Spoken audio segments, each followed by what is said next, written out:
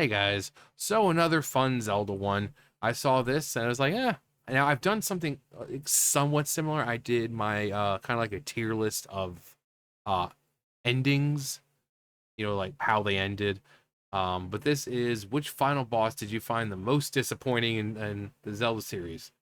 It's kind of hard to tell since most of them are Ganon. So, and they're all nice conveniently up there. So, Legend of Zelda, Ganon. Adventure of Link is Dark Link or Shadow Link, however, whichever. Uh, Link to the Past is Ganon. Link's Awakening is like an amalgamation. Turn has different forms, but one of those forms is, you guessed it, Ganon. Ocarina of Time, you have Ganondorf, but what does he turn into at the end? Ganon. Majora's Mask is, you guessed it, Majora's Mask. You thought I was gonna say Ganon, huh? Oracle of Ages and Seasons. Now, Onox and Varon are the final bosses, but if you combine, if you use the passwords and, for the true ending, you get to fight Twin Rova and all that. Who's the true villain at the end? Ganon. Uh, the Wind Waker, Ganondorf. Minish Cap, Vaati. Twilight Princess, stay with me, Ganondorf. Phantom Hourglass is Bellum. Spirit Tracks is Chancellor Cole, Malladus. Skyward Sword is no, Demise. Link Between Worlds is Yuga, kind of merged with Ganon.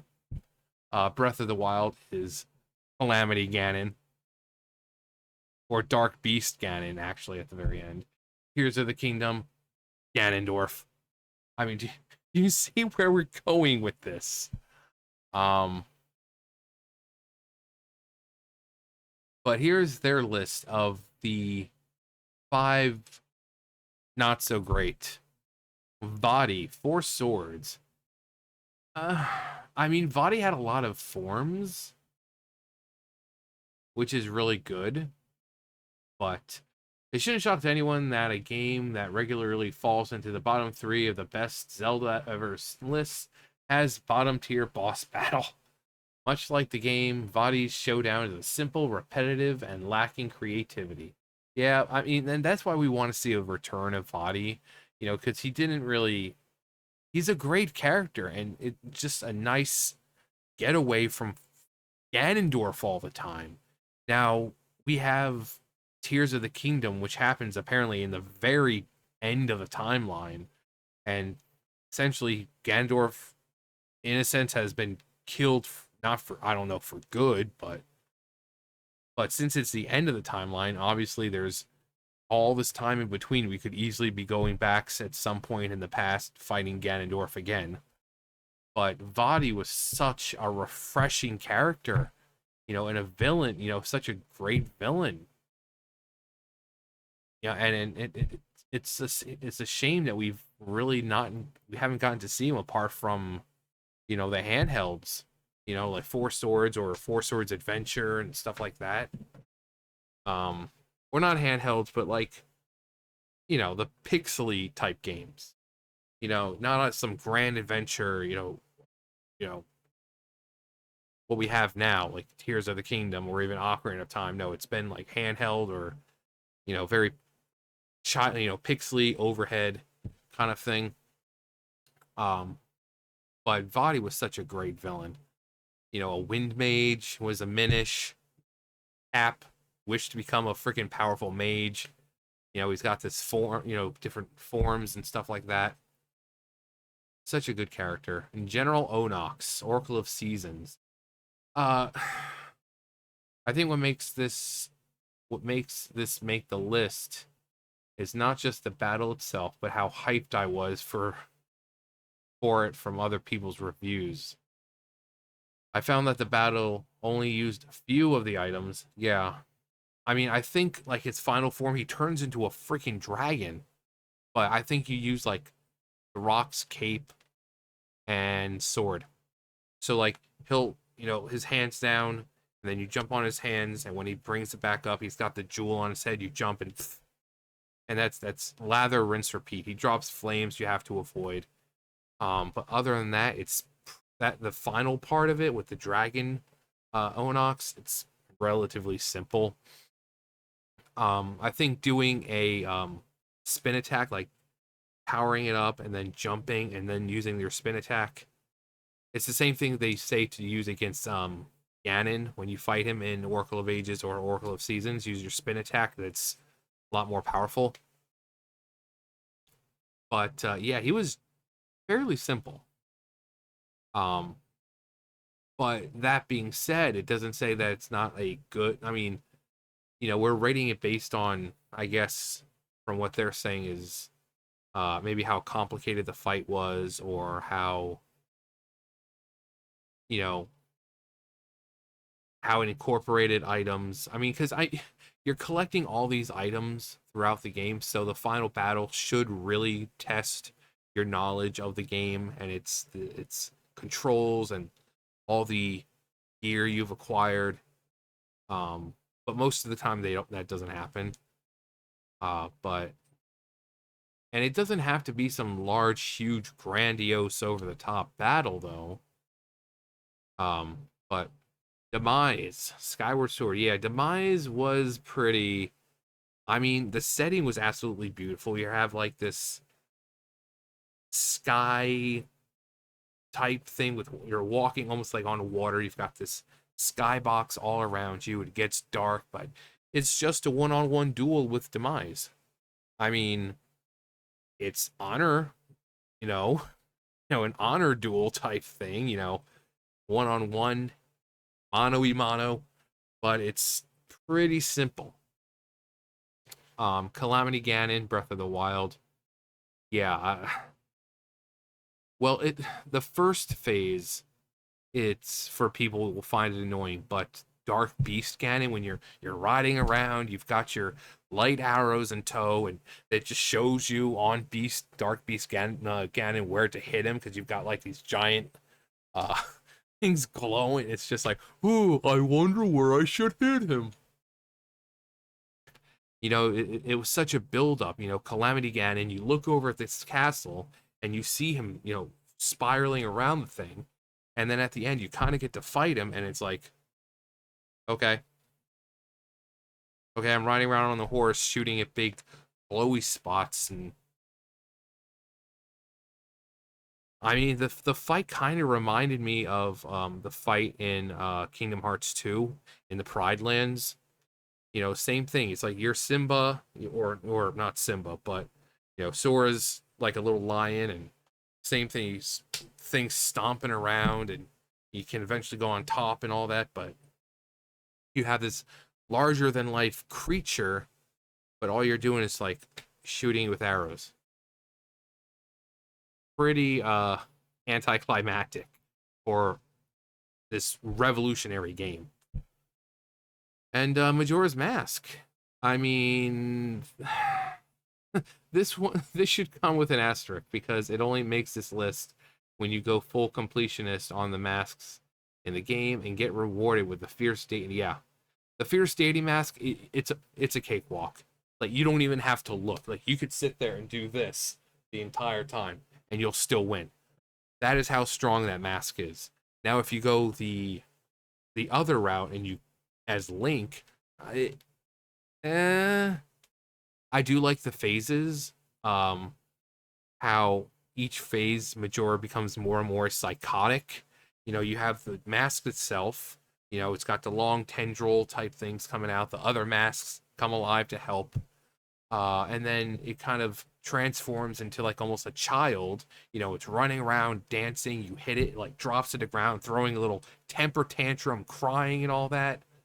And then the true madness of it comes out. It stands up, it head bulges out, arms turn into whips, and it just becomes. I mean, it's called Majora's Wrath, and it just becomes like this brutal, uh, uh, monstrous creature, and you're trying to get close, and it's just like with its whipping arms and um. So for the end game, I mean, it's got three phases. Uh, but as Majora, not Majora, the Fierce Deity Link, it's just a walk in the park. But this is like one of those fights where, you know, you should use all your masks that you've acquired, like the transforming masks. You might like, oh, this he's flying around. Well, obviously, Zoralink will be better because he's got his little boomerang fins, just stuff like that. Um, but that's what I was talking about before, where the final battle should consist of using, if not all of them, but most of the items you've acquired, because you get them in the dungeons, and then it's like, oh, well, you have to clearly use this item to beat the dungeon. But, it'd be great to use those in your final battle, just to kind of show that, oh, hey, we're spicing things up a bit. All those items you've acquired, you're gonna have to, you're gonna test. We're gonna test your knowledge on them. We're going to put you in a situation where you have to think of, okay, well, this is happening. So wait a minute. Wait a minute. Didn't I do this before? Or didn't I hear something in the game that said that I could use it this way? Test out your knowledge of items. But, um, General Onok's least favorite. Even Varen's actually pretty interesting. She like a clone and then she becomes like a beast type thing and just I think it was like what is it like a spider type woman or whatever it was. Um, let's see what people are have to say. Calamity Ganon, Calamity Dark Beast Ganon, Calamity Ganon, Breath. Yeah, Ganondorf from Twilight Princess. No, Twilight Ganondorf from Twilight Princess. It's simplistic, but it's so many phases, and each one is actually fun. It doesn't have to be hard. I mean, you go into Hyrule Castle, you start the battle by fighting Puppet Zelda, then it turns to a fight with Dark Beast Ganon, then you're riding through Hyrule Field, horseback with Zelda, shooting him down with arrows, and then you got to get close enough to hit him with your sword, and then finally it's a one-on-one clash, the final confrontation with the guy. The place has been with a barrier, so no one's getting in or out. Having a one-on-one duel with the King of Evil, and then and he dies standing up like a badass. So I would have to, I mean, I agree. Zant really should have. I don't think Ganondorf really should have been the big bad of Twilight Princess, but it really was an epic ending for such an epic game. Zant, they built up this character, and then he turns out to be a petulant, crying child, throwing hissy fits, and so. But he does get the last laugh because he's essentially the one who finishes Ganondorf off for good. The little snap of his neck thing. Yeah, they were still technically linked, and yeah. So he may not have been in the final battle, but he got the last laugh on Ganondorf, who he saw as this god. But Twilight Princess Ganondorf is amazing. I remember playing it the first time. It was I was like, when's it gonna end? Because it felt like it kept going, you know? Same thing with Wind Waker. You get in there, you've got Puppet Ganon, which he starts out as this big, like traditional looking Ganon. It's like a pig looking puppet, and it's just like,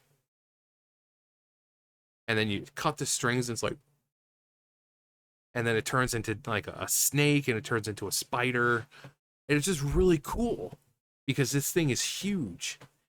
And then you go up to the top, and you got to fight. It's pouring rain.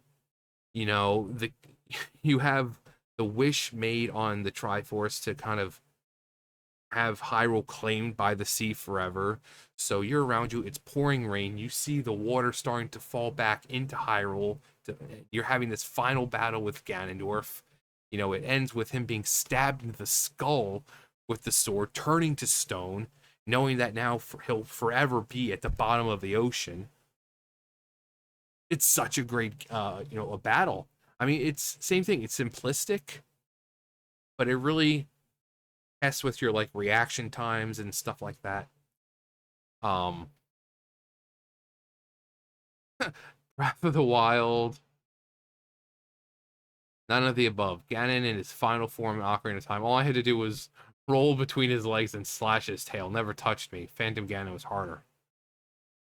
The first battle, yeah, Ganon fight was good for its time. Yeah, the original Legend of Zelda, it was the original Nintendo. They were still, it was testing the waters.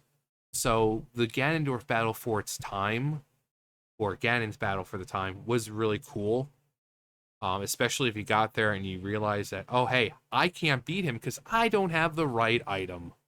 You know, because you could get there and sometimes you realize, oh, hey, I don't have the silver arrows. So now I got to go backtrack and find them. But it was good for its time. It seems a little, outdated now, but for the time, it was a cool fight.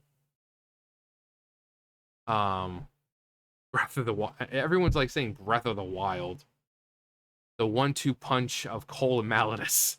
The wonky touchscreen controls and Zelda's annoying screeching at the mice. Both Breath of the Wild. Tears of the Kingdom. Wait, are you referring to all phases or the whole fight? How Twilight Princess is honestly the easiest 3D Zelda.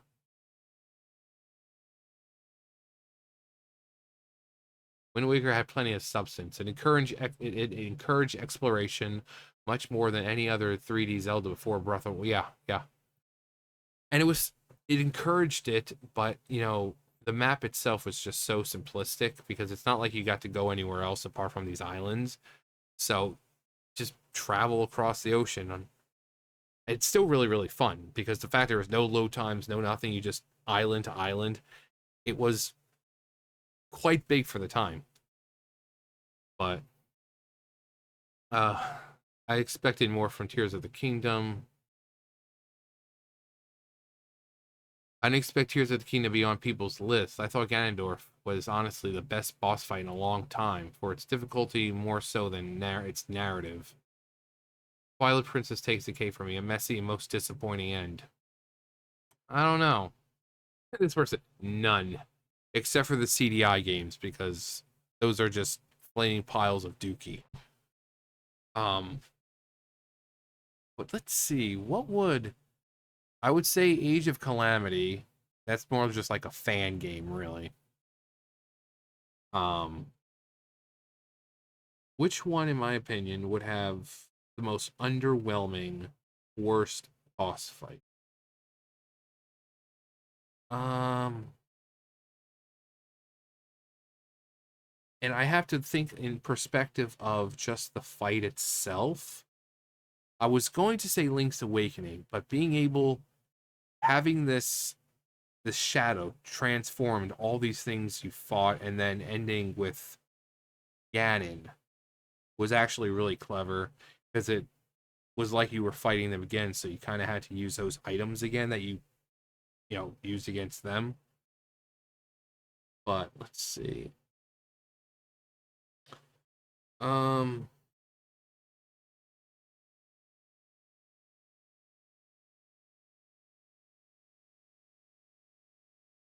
I because it's I would have to say Demise. And it's such a shame because, like I said, the scenery itself is absolutely gorgeous. It's so simple, but it's effective. But the fact that it's just this one-on-one duel with him, when the fight with Girahim before that is just so much grander and more epic, I would have to say Demise. And it's, like I said, it's a shame because one, Demise, he's the start of everything. Without Demise, there would be no Ganondorf. There'd be no curse.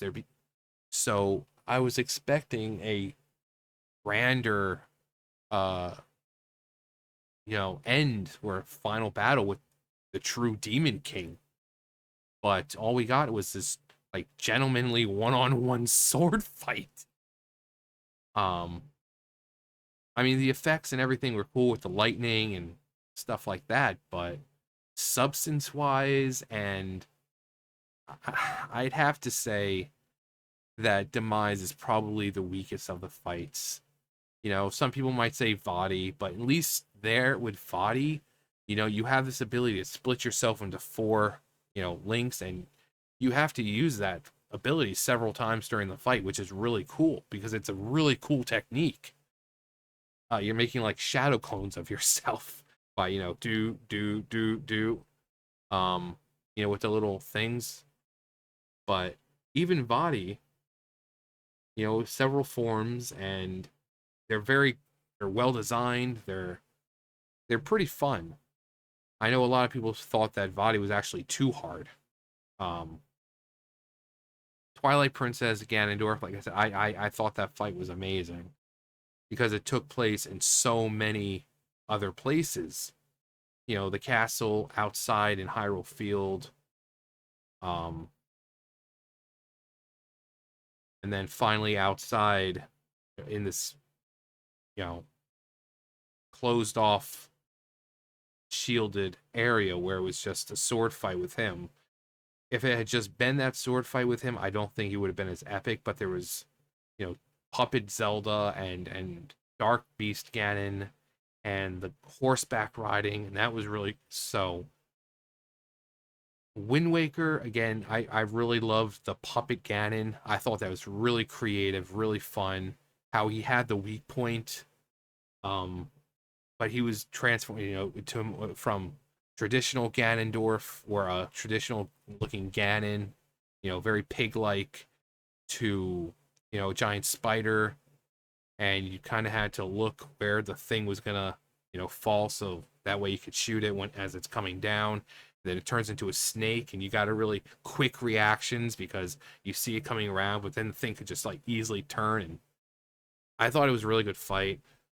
The setting of the final duel with Ganondorf, with the rain coming down and you see the waves kind of pouring in, Zelda helping you out with the deflecting the light arrows off your shield to hit him. I thought that was really cool. Testing your reaction time. Um, I would maybe Yuga, maybe Yuga in Link Between Worlds. Um, Onox, but again, I mean it it's a handheld, so I mean you can't really say too much against it because it's a handheld. You can't really have some kind of super advanced final battle. This was on the Game Boy Color, so Game Boy Color, Game Boy Advance. Uh, so there's really, you can kind of excuse it when it's a 3D title like Ocarina of Time or Breath of the Wild. There's no excuse. Um, but I think in the end I'd have to say Demise. It's and it's a shame because Skyward Sword is a good game. Um, it's unfortunate that it was such a small game, as in it's not like what you would think with a regular Zelda game where, it's like one big map and you can run. No, it's, oh, you're going here now. Okay, we fly there and it's just a small little map. Oh, now we're gonna go to Death Mountain. It wasn't just an area where you could run around. It's, you go back to the sky. Ooh, look, a new place opens up, and you go. But the storytelling was great. The characters were really fun. I mean, everyone loves Groose. Skyward Sword also has one of the best Zeldas. I mean, Tears of the Kingdom, that Zelda, the Breath of the Wild, Tears of the Kingdom Zelda is by far the best Zelda written character, best character ever created. Um, but Twilight, Skyward Sword Zelda, very lovable, very fun. Um, very colorful. I love the art style. Controls are easy enough to do, and learn. I love the upgrade system. If you're going to be playing a game like Zelda, you want to be able to feel like you're getting more powerful. Being able to take the beetle and upgrade it, or have your shield upgraded, and it just gives you that sense of progression instead of like, oh yeah, you're going to have this one shield the rest of the game. No, you could work, and then at the moment when you finally get that Hylian shield, you're like, yes. And it was real fun trying to get that shield because you had to fight all the bosses all over again. Um, But then you have the final battle. You have all these with Girahim, and they're all fun battles, especially that final one with him. And then you're fighting Demise, and it's like, so me, I'd say Demise. But you guys might say, oh, well, he was the best. Well, tell me why you think it's the best. But which Zelda boss final battle do you think is the weakest? Let me know. Anyway, that's going to do it for me. You guys know the drill. I'll see you guys later. Bye, guys.